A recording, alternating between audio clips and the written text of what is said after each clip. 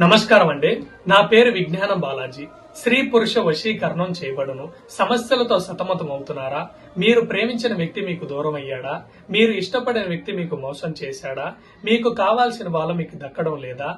మీరు కోల్పోయిన వ్యక్తిని మళ్లీ మీ జీవితంలోకి తిరిగి రప్పించుకోవాలి అనుకుంటున్నారా? మీ భార్య మీ మాట వినడం లేదా? మీ భర్త మీ మాట వినడం లేదా?